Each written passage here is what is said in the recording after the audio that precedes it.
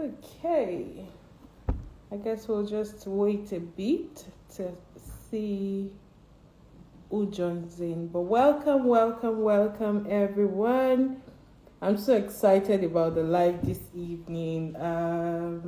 So sorry we're starting a bit late, but it definitely will be worth your time. My name is Omotola Atitebi, and I am going to be doing this with an amazing personality. I have, just been here waiting, and I really can't wait to have you listen in on the conversation today. Um, I think Mr. Rotimi is on the call. I will just ask that you request to join me live so we can go right into it.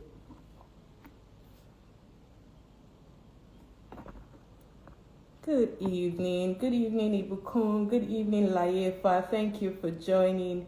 It's so good to have you here. Okay, I see the.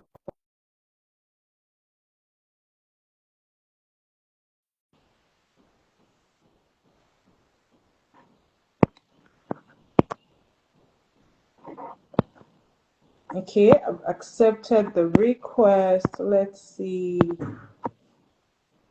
Okay. Yeah.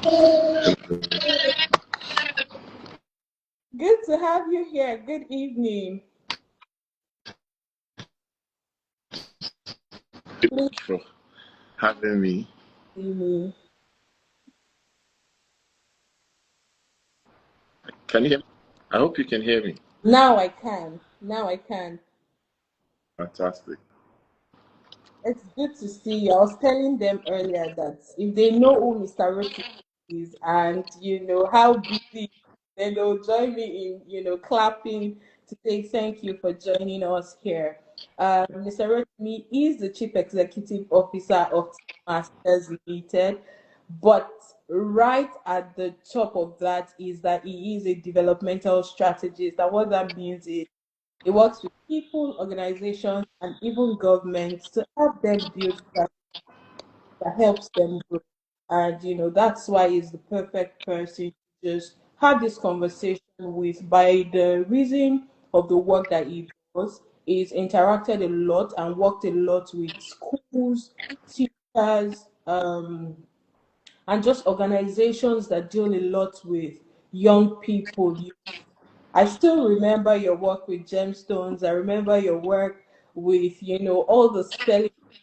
You've done amazing work with school. And that's why you're the best person to have this conversation with. I'll let you, just say hello to the audience before we go right. Thank you very much. Good evening, everyone, or whatever time it is in your zone of the world. I'm happy to be here and excited and looking forward to the conversation tonight. Thank you. That's good. Welcome, Rachel Oyekala. I see you. Agata Osonyode. I think I pronounced that correctly. I see you. The global educator. I see you. You're in a good place because you were having conversations about, a subject that affects you. And so as I was pointing on the topic, you know, why are teachers burning out and the students acting out? It was so funny to me. But tell me what came to mind for you, Mr. Rotimi, as you heard the topic and just meditated upon that on it.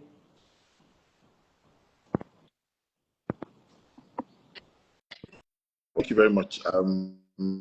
This that's a question almost asked, but we need to find answers. Questions are thrown out there. I believe that several set of people will be thinking about it. Why are teachers burning out? Burnout is a major issue within the professional space, especially teachers. Burnout can actually affect not just the individual teacher burnout. It's a sectoral question. It's an industry-based question. It's an individual question. It's a collective question. And take it for granted. it means that we will begin to see other things that probably are connected to it that might not be on the surface. And of course, students acting out, I would believe there's a huge correlation. The behavioral outcomes of children doesn't just affect the immediate community that they are at. Education today, people are now beginning to accept, is a major investment that is collective, investment from the family. We're not just talking about financial investment. So think about it. If students begin to act out, they probably might not be in line or in alignment with the purpose of the investment of their parents, the investment of the school, the educators, and the community around them. So is that most times deviating from the line or the path of purpose, right, can also be a result of acting out. So this conversation tonight, I believe, will begin to help us unravel the answers to this question. And I'm really looking forward to also possible contributions from our audience, because it's a major issue that requires urgent attention. Definitely, and you just hit the nail on the head, and as we go on, one thing, that is definitely going to come out of this is that this is not going to be a one-off conversation. Like you said, this is a multidimensional conversation that needs to be had, that must be had. We must begin to find solutions. Again, if we want to see education fulfill the purpose for which we have it. So I see, again, it was half term last week for some schools, this week for other schools. It was interesting. Teachers just say, I can book this week. And parents say, oh my God, you these children, you're going to spend 1 week in this, going to be here for 1 week dealing with and it just helps us see the relevance of teachers. I think that something that we talk about is just the importance of educators as they interact with the children, they interact with teenagers as they system.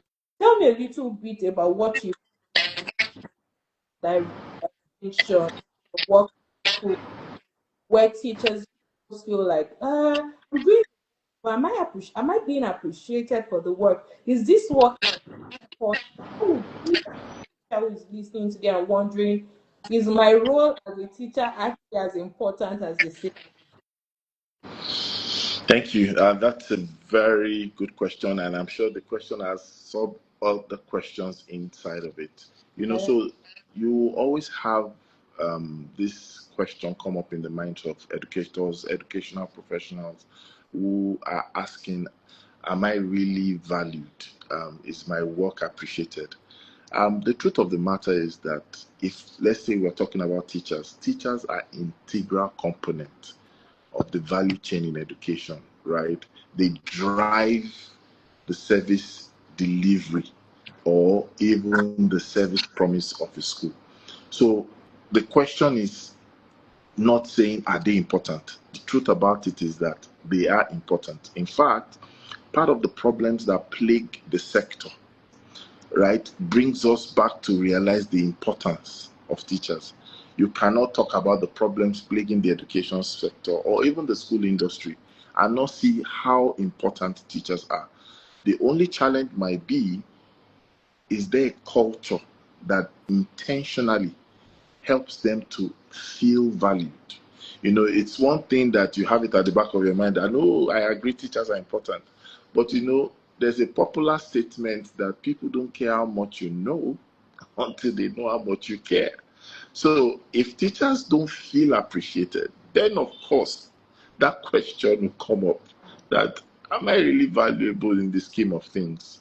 Because there are some metrics to use value, and of course those metrics, sometimes teachers feel like they're having the end of the stick.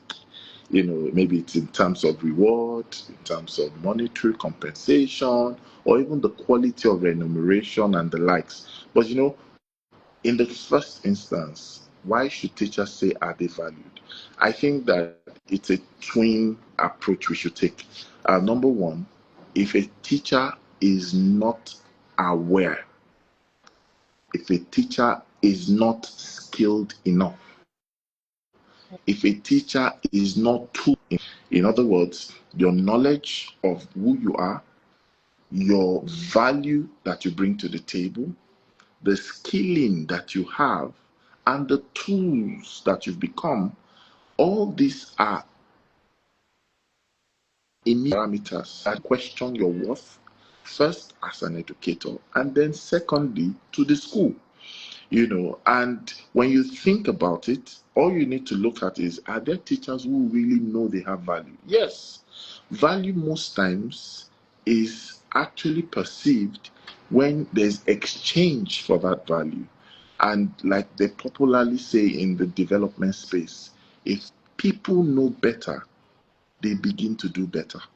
And so if we were to integrate that simple statement to teachers, in other words, it means that if teachers begin to know better, they will do better. And for them to do better, they will feel better. They will know they have value to offer. And in exchange of that value they have to offer, they can demand for value. Or better still, if they were not perceived as people of value, the organizations will now begin to see that they are teachers and they are teachers. Mm. Do you get it? So that probably might answer the first layer. I hope that helps. Yes, it does. But again, the response has unraveled a lot of questions. But try to put that into one bit. I do like the conversation around culture, how that sometimes dictates how the teachers or the educators begin to see themselves, their contribution to the system. I also love the conversation about tools and just finding practical, useful things to help them navigate this system that you're in. Because as we have admitted, at the start, it is a work of a work that comes from love and dedication. A teacher, to be an educator, you have to be dedicated to it. And which is why, we have a teens coaching for educators program, and something that has stood out over the different courts that we've had, just the teachers saying, oh my God, so this exists, so this exists, so we're able to use this.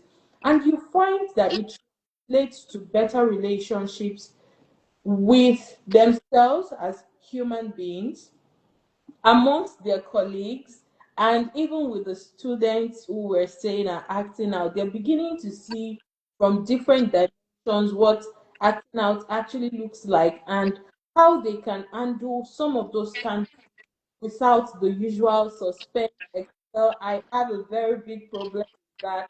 You know, over the years, every time student does something, next, response from the school is suspend, expel. And it brings the question to what's the role of the school, the organizations, in partnering with the teachers who, like you said, also stake on the educational in bringing, you know, those tools, those practical tools home that you're able to use, better the organization that you're part of, and help the students who are also in the organization.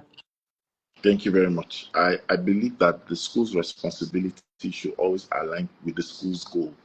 And so I want to assume that an average school has a goal to ensure that they deliver value.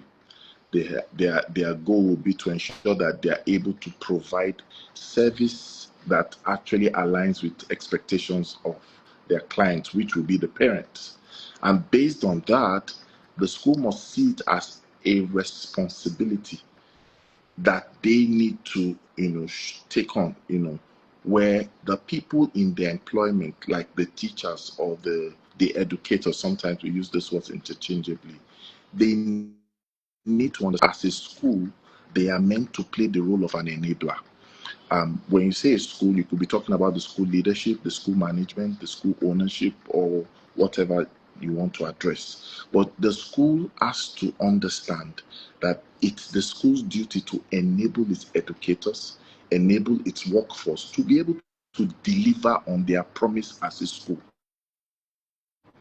And you enable by making sure that the professionals in your engagement can meet up with the demand of work itself.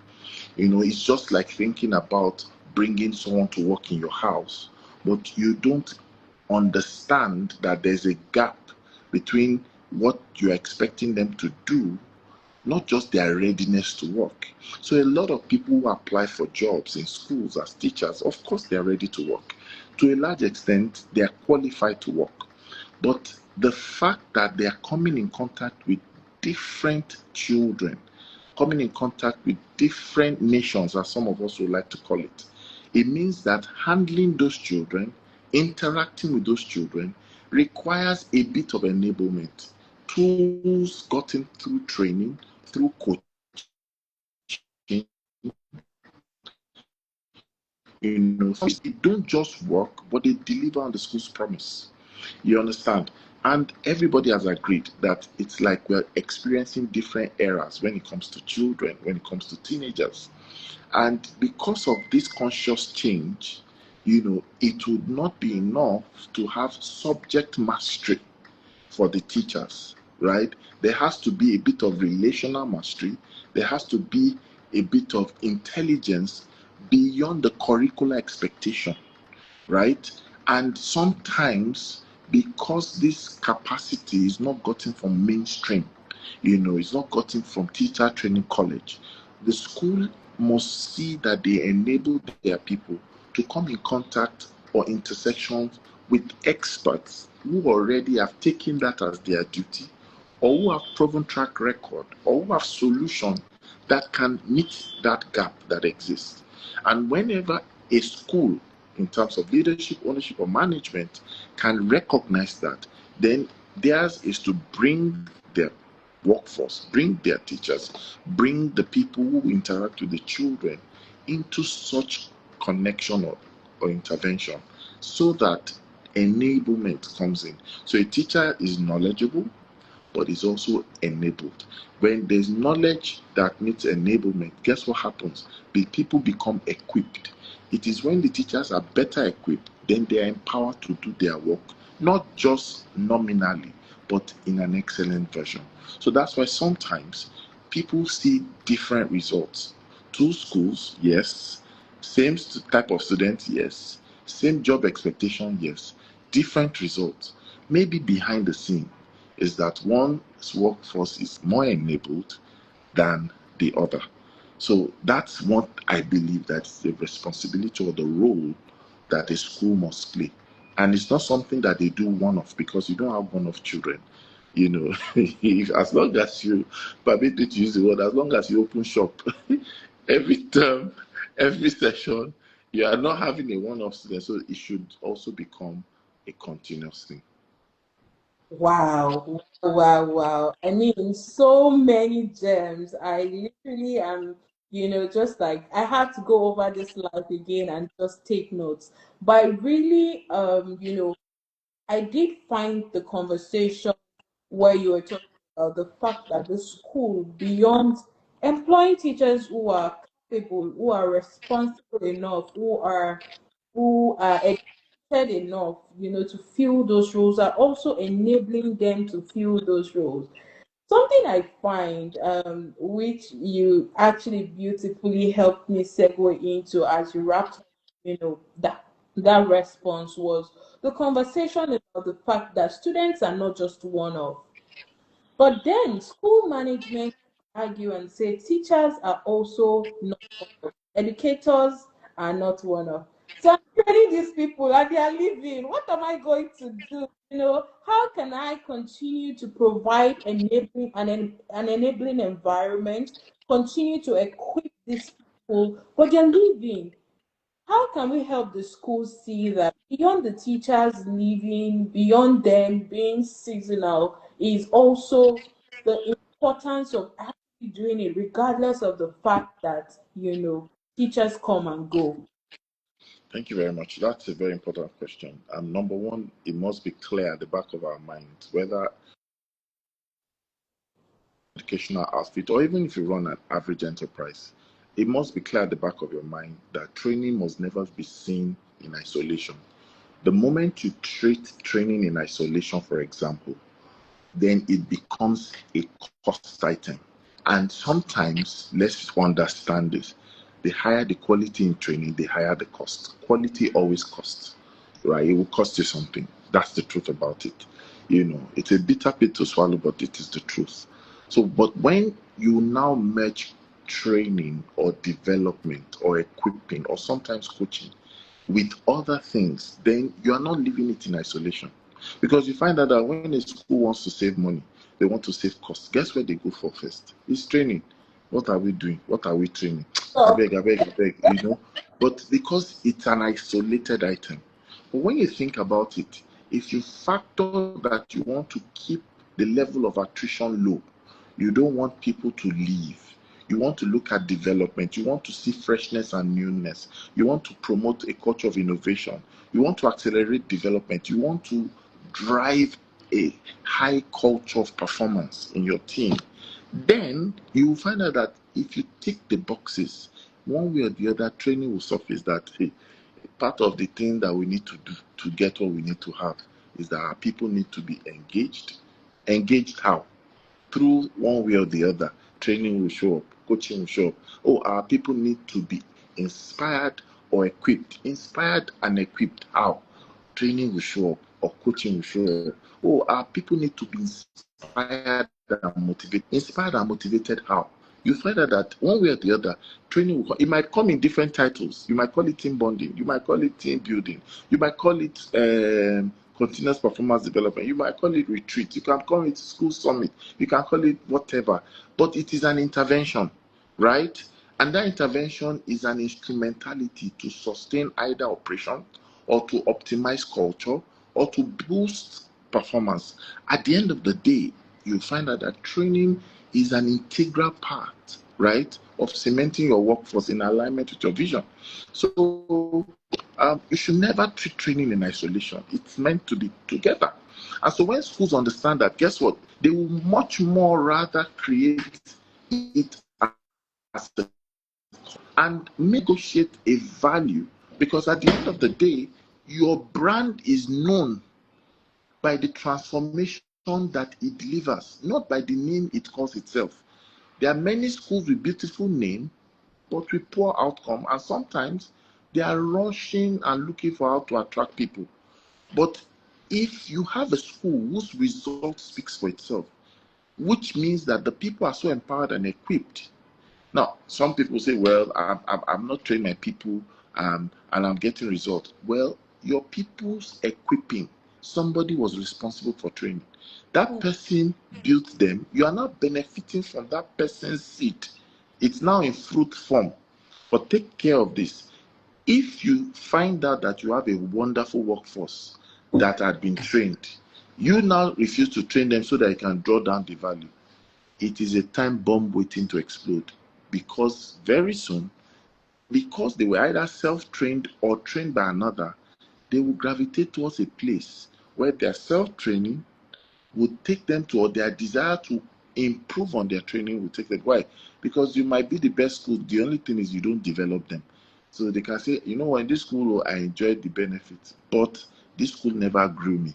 And people stay committed to a place where they know is responsible for their growth.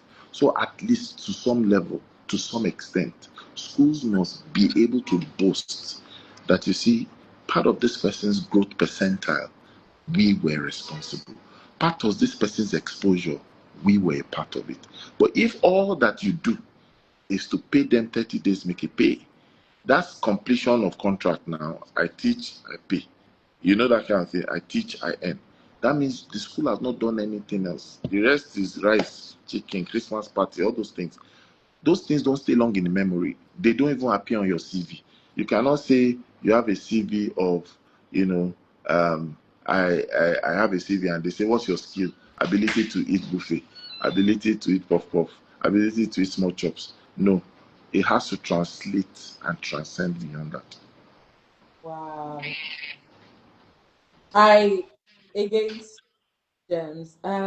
Just thinking about what you said and just there's something many times when I see, school owners, creators, basically, they're like people are people. They're people. I like to say workforce is actually just a cycle pot.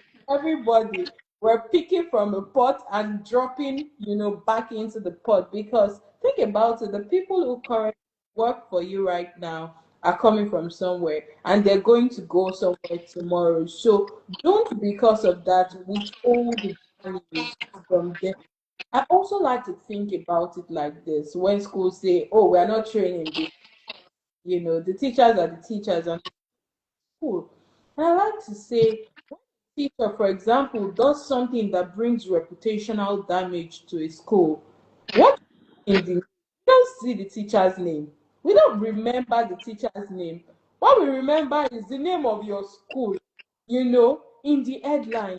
And it is so important that you, as a school administrator, you, as a school owner, you're in that where you're saying this is a reputation that we've built or that we're building.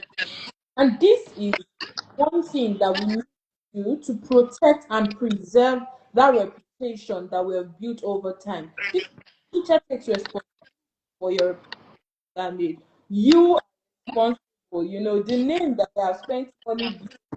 The students that you want in your school will not come because of that reputational, you know, that's some way to look at it. But we've spoken a lot about teachers, school owners, schools itself. I like to think about some people in the education sector that are not exactly teachers, but they're almost assistant parents, house masters, house mistresses, the people who children in boarding schools. They provide almost sort of like parental support while they're there. Um, can we also speak to how training, coaching help them build all them? Because what I see a lot also is for schools who focus on well, they only focus on the team. They forget these guys are assistant parents, So how can we to bring the conversation such that we're also able to Thank you very much. We need to realize that the classroom is not the only interaction a student will eventually experience. Students have several dimensions of themselves. They have the spiritual dimension to their lives. They have their physical performance. They have their social performance. They have their communication or the place of, interaction, right? They have their studies, which is where we just spent a bit of time talking about, their interaction in the academics. They have their identity as well. So when you see the totality of a child,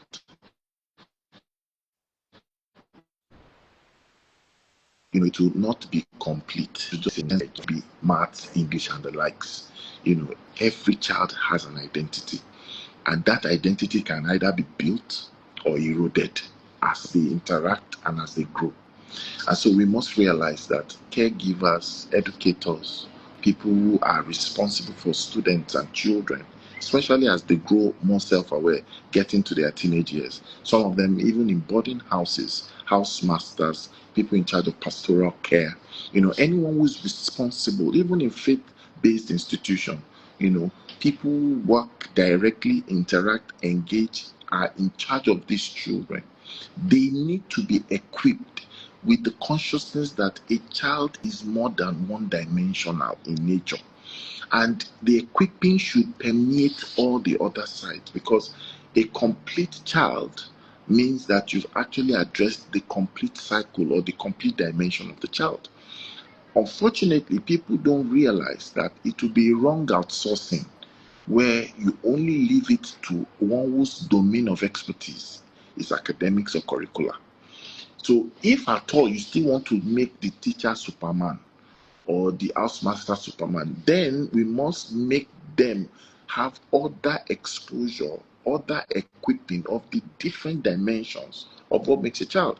So if a child is not behaving well, we'll not say he's not reading his books. That is incomplete statement, because you are thinking is being able to read my books that makes me a total child. No. And that's why we have, platform like your platform, organizations like your organization that has taken the responsibility up to say that, look, guys, let's open your eyes to see that there's more than one dimension to a child. In fact, all these other dimensions are able to now make a child more academically prepared, or better still, more academically sound. Because now there's an information that we have for educators on knowing children's identity, and if they differ, how to deal with them, so that a teacher doesn't feel frustrated because he's limited in option. He's just saying every child must be like this. Then interacting with your brand, schools and educators, faith-based institutions, even families can better now see that apart from the child's identity, there's the social emotional side of a child.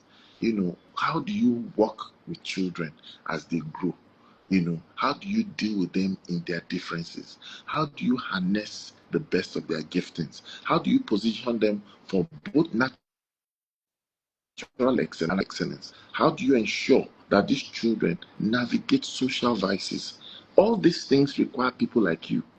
And most times, there might not be enough people who have gone through that. So, or there might have been something that you would have gotten from, we did it in 2000, but this is 2025. And the person that you did it with in 2000 probably doesn't even work with your brand again. So, is it an issue of we've done it before, or is it an issue of it exists as present day knowledge, not historical experience? So which is why I think that, both the regular teachers, non active academic teachers, non-academic staff, they all interact and they all should be able to function effectively with these people. It's like, imagine you have a house that is full of gadgets. Imagine a house where it is used, it is an internet enabled house. Then you now bring in people from the village. You did not tell them how to use some of these things. So if they want to use the restroom, the door is not opening. You didn't tell them that it is voice activated. You didn't tell them that you just need to wave and the TV will come on.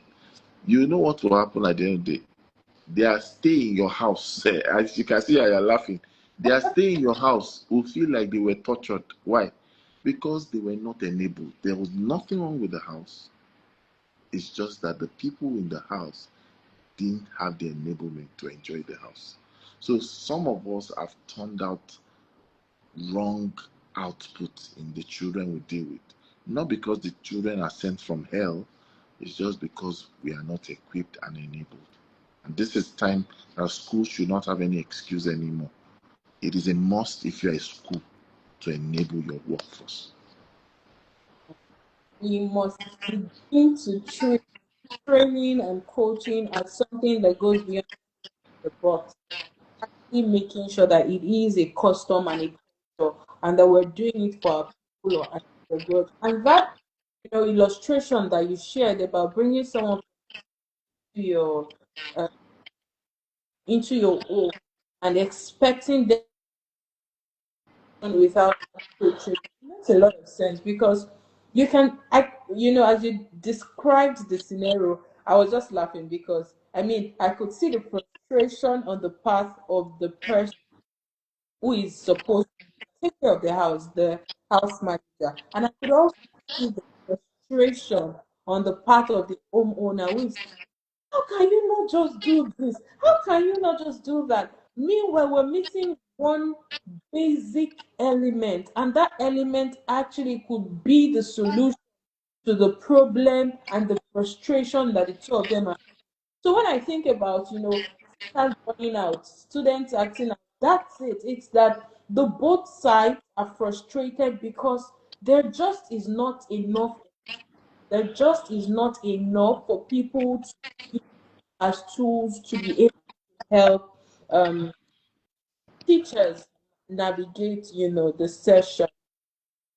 Welcome to everybody who joined us midway in the session. I hope that you're having it. It will be great to hear one or two people share, their perspective or even ask questions. So if you'd like to join us live, just make a request and I will add you on at some point. So just make a request to join us live. We'll be happy to have you. Um, Another thing that I see, and also like something that we've seen over time in the work that we've done and team coaches and just team leaders, and we've seen how sometimes you're just like, how is this child just so rebellious? In fact, as I say that now, I'm remembering a testimonial that someone from one of the teen coaching for educators class had shared, where he was saying that he teaches in a secondary school, and what the teacher was like, why are these people so rebellious? Why don't they listen? Why don't they pay attention? Why are they not following us? And after the class, he decided to approach things differently. And so he spoke to management and said, you know what? I've just taken training. Give me 3 months to implement the things that I've learned. And I will start by, before we make certain decisions as it regards the students, let's have like a town hall meeting. Something as simple as that, just to have a town hall meeting. Let's hear everybody's opinions. And after hearing the opinion, we reach an agreement. And he reported and was saying after 3 months, the school was like, bring it on. Everything that you learned, come and implement it. Because the rebellion level dropped astronomically. They could not believe it. Like, how did these people move from being this rebellious set to being, just so sweet? They were the ones calling their classmates to order when their classmates were not doing what they should be doing. And so it brings me to the question of how can we help schools, teachers, educators navigate that season of frustration, even as we go through trying to provide education for the children and teens.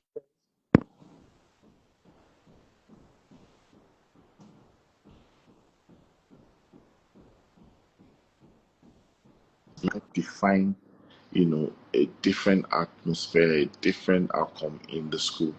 A lot of times we have failed in realizing that we need to factor student voices, when we deal with them.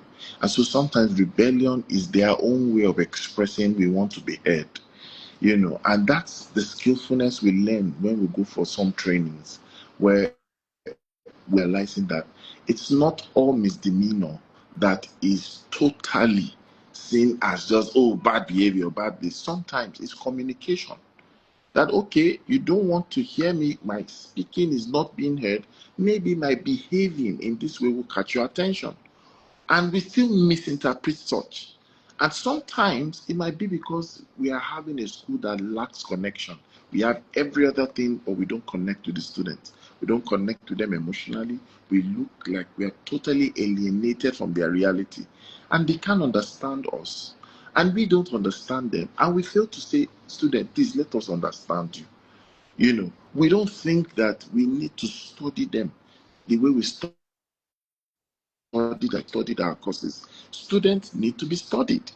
And instead of trying to reinvent the wheel, people have done some of these studies already and have presented pathways to follow. So why do you want to reinvent the wheel? Why not just get equipped for the people who know the way, like we normally say in Africa, follow who know road. You know, exactly. And that's why sometimes, when we begin to notice students' behavior in certain things, they are saying, yes, they're not behaving right. But can we also look at it in a different way? Could it be that they're also saying we're not being handled right? Students and their handlers, right? If they get handled well, it's what we call in training conditioning. I believe that people behave based on how they are conditioned.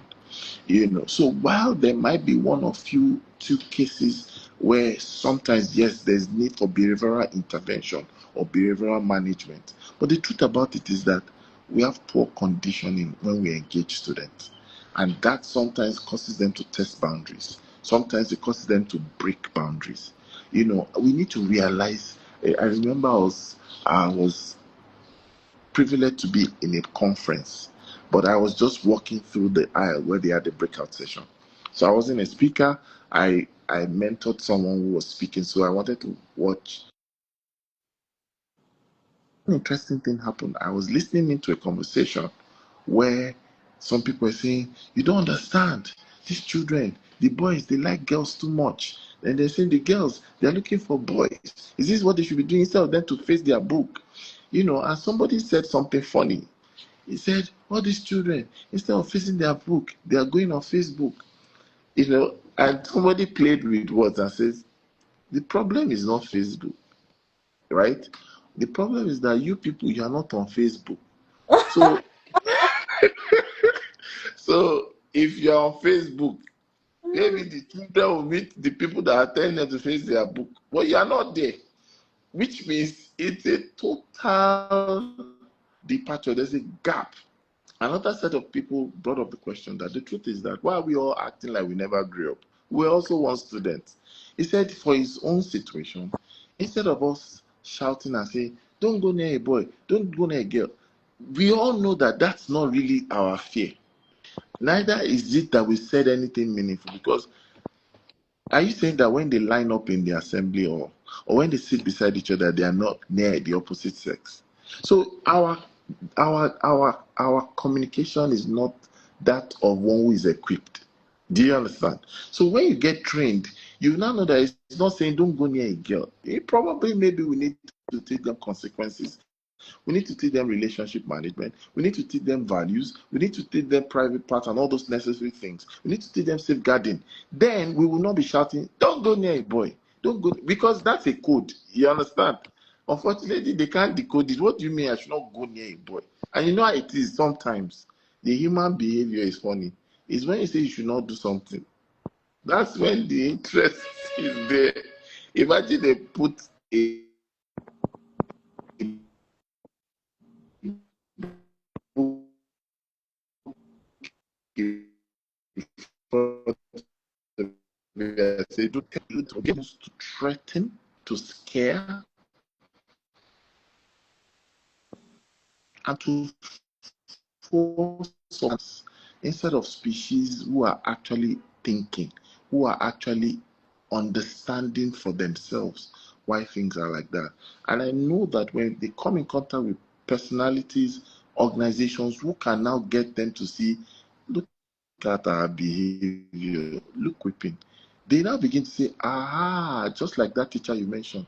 You know what? How did you do it? In few moments, in few weeks, things are changing. Students are now not running away from their teachers. Guess what? They are running to their teachers. Students are less secretive. They are now more expressive. It's not that the students totally, were scared. The truth about it is that the more informed people become, the more equipped people become, they will demonstrate a better way of handling situations that was a bit of a murky situation for them. That's so good. So good. I see someone is trying to join us here. Um, click on your registration.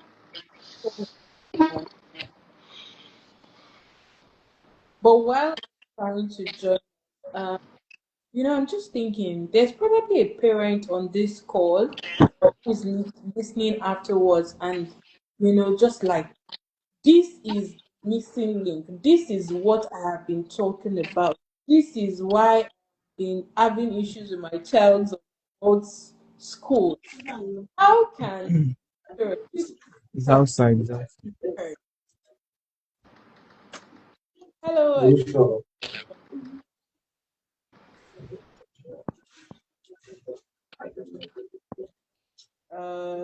my Something sweat. about right? John scared there. Okay. So, as I was saying, how can this parent who is just helpless now come to the place where they're able to say, cool, this is, as a stakeholder, advise the, or, bring up conversation, point people to begin to now make, this empowered decision, affect their education. I think that parents should either, you know, point their schools to the path of solution, or they themselves get equipped and probably now offer to share um, their expertise or their gained knowledge. There's nothing out of place if I have a knowledge about a particular thing, or I saw online that Rotimi was on Instagram Live with Family House Africa listening to a wonderful session like this, and I discovered that on the Family House Africa page there's what we call a teens coaching program. I can go for it, pay for it, or I can sponsor my child's school, right? And then that way there's a ripple effect. It's either I go and do train the trainer for them, or say, guys, there's somewhere all these things we used to talk about, they're not so right. What I point the schools to the solution available, or participate in being a part of the solution, or sponsor to enable those who really are having cold feet. Because sometimes, like, I the pudding is eating.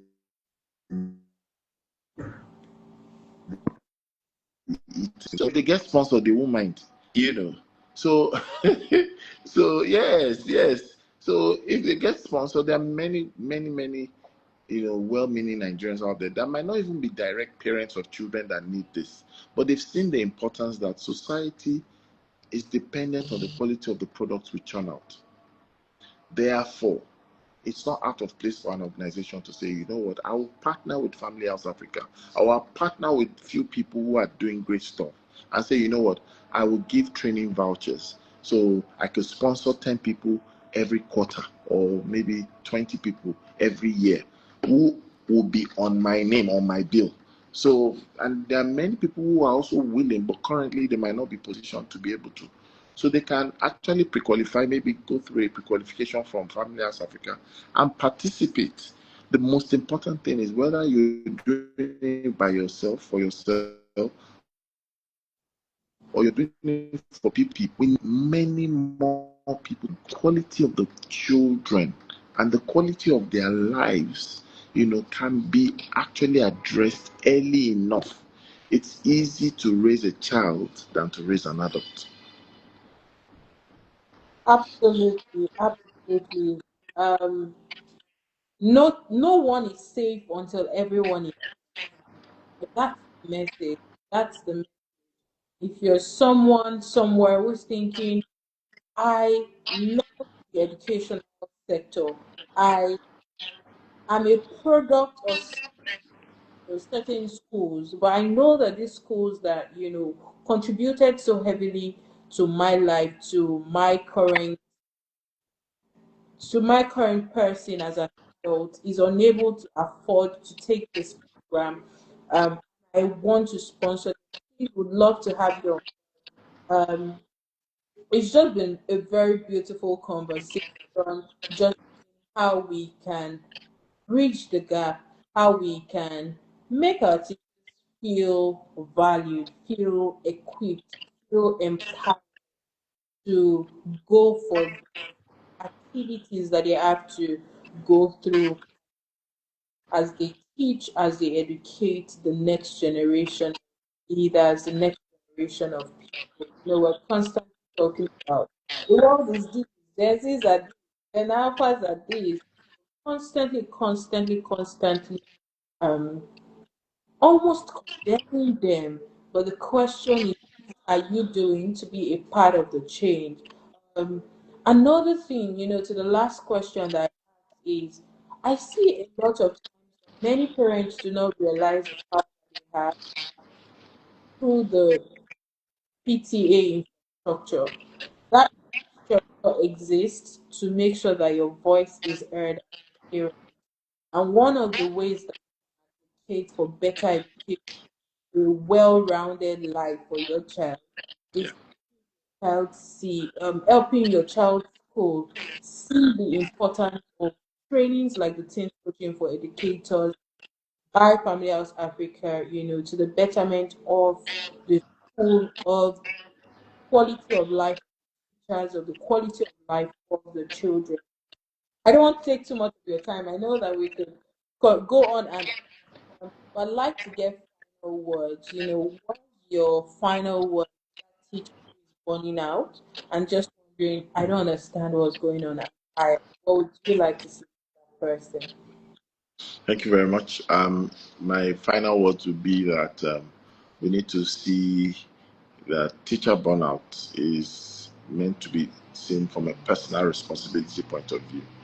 Um, we found out that a lot of times there's a temptation to feel entitled all the way, while we know that it's not out of place for the organization to support growth, to ensure enablement. But the individual still has to realize it's your life, it's your job, it's your mental wellness or well being that is involved. So we must understand that this is to teachers out there that as much as possible, you should try to do something to ensure that you are not burning out. And one of the best ways is to gravitate towards knowledge. Knowledge is one of the easiest way to know what to do, what not to do, or how to fix what has been done. And collectively, to those who are handlers of students and those probably who are responsible for teachers, it's a wake-up call that we can't keep getting away with not focusing on developing the teachers and the workforce.